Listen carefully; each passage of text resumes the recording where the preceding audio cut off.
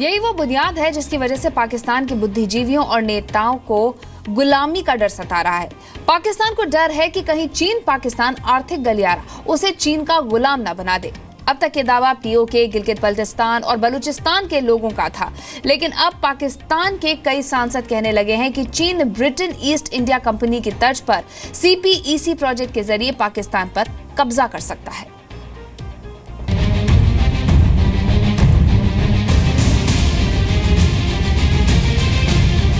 गलियारे से पाकिस्तान पर कब्जा करेगा ड्रैगन। पाकिस्तान के बुद्धिजीवियों और नेताओं को धीरे धीरे ये बात समझ में आने लगी है कि चीन पाकिस्तान में 46 अरब डॉलर का गलियारा क्यों बना रहा है। पाकिस्तान के कई सांसदों को डर है कि कहीं गलियारे के जरिए चीन पाकिस्तान पर कब्जा न कर ले। कई सांसदों ने नवाज सरकार से कहा है कि चीन पाकिस्तान आर्थिक गलियारा दूसरी ईस्ट इंडिया कंपनी बन सकता है। अब तक पाकिस्तान अधिकृत कश्मीर, गिलगित, बाल्टिस्तान और बलूचिस्तान में CPEC यानी चीन पाकिस्तान आर्थिक गलियारे के खिलाफ आवाजें उठती रही, लेकिन इस बार CPEC के खिलाफ पाकिस्तान के सांसदों ने आवाज उठाई है। पाकिस्तान में योजना और विकास पर बनी सीनेट स्टैंडिंग कमेटी के चेयरमैन ताहिर मशादी ने नवाज सरकार को चेतावनी दी है। अगर राष्ट्रीय हितों की सुरक्षा नहीं की गई तो आने वाले समय में हम एक और ईस्ट इंडिया कंपनी देख सकते हैं। हमें पाकिस्तान और चीन की दोस्ती पर गर्व है, लेकिन हमें अपने हितों को सबसे ऊपर रखना होगा। पाकिस्तान की सरकार लोगों के अधिकारों और हितों को नजरअंदाज कर रही है। एक दो चाइनीज कंपनीज जो बैंड हैं, वर्ल्ड बैंक ने उनको बैन किया है, वो चाइनीज कंपनीज को हम कॉन्ट्रैक्ट देना चाहते हैं। तो चीन को कोई भी लगाव पाकिस्तान से एज सच नहीं है, पर से नहीं है। उनको लगाव इसलिए है कि उनके तिजारत का एक बहुत बड़ा फ़ायदा ग्वादर पोर्ट से होगा। उसी के साथ साथ जो बलूचिस्तान है वहाँ पर तमाम ऐसी खनन पदार्थ हैं जो कि खुदाई करके चीन निकाल सकता है, धीरे धीरे करके उसको करेगा। मतलब ये कि ये बात डिस्कस करते हुए हमें पाकिस्तान में अब आम लोगों के साथ साथ राजनेता और बुद्धिजीवी भी कह रहे हैं कि चीन आने वाले समय में पाकिस्तान को अपनी कॉलोनी बना लेगा।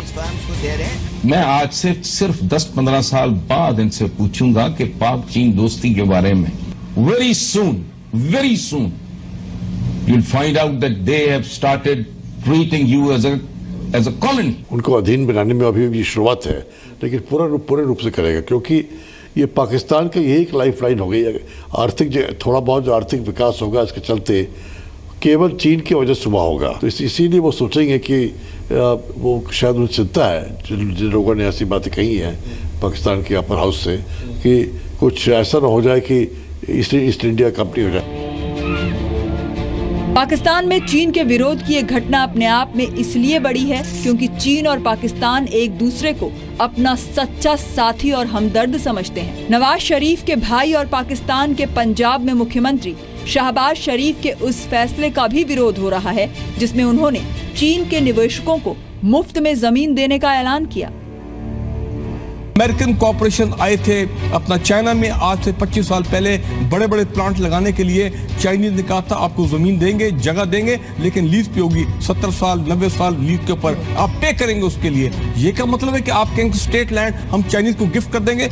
मैं आपको एक बात बताऊं, ये इतना ओवरबोर्ड जा रहे हैं चाइनीज के साथ, खासकर ये शहबाज शरीफ साहब, ये देख नहीं रहे कि 20 साल बाद क्या हालात होंगे। जिस तरह ये इन्होंने चाइनीज को अंदर आने दे रहे हैं, ये तमाम मामलात में इसमें अपने इनके फाइनेंशियल इंटरेस्ट हैं, अपने खानदान के बिजनेस इंटरेस्ट हैं। ये प्रॉब्लम क्रिएट करेंगे, फसाद क्रिएट कर रहे हैं आज से 20 साल बाद पाकिस्तानी माशरे में।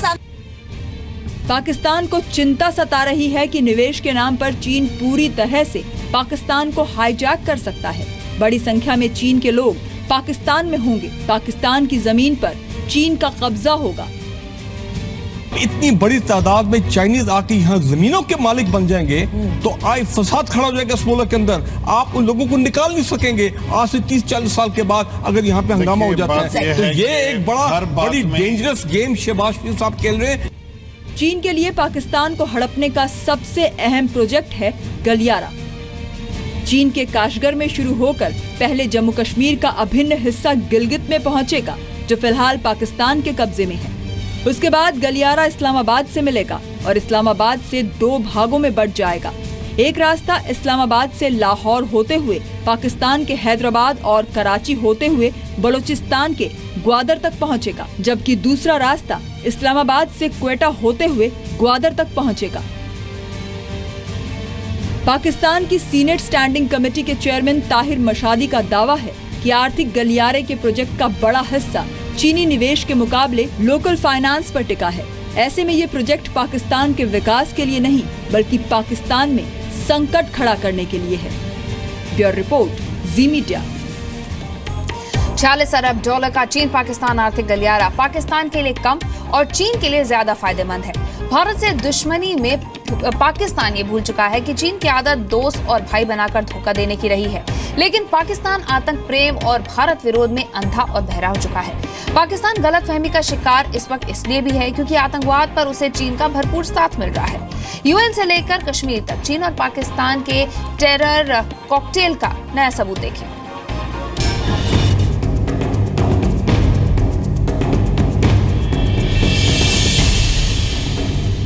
चार हाथों में एक झंडा, आधे में चीन और आधे में पाकिस्तान।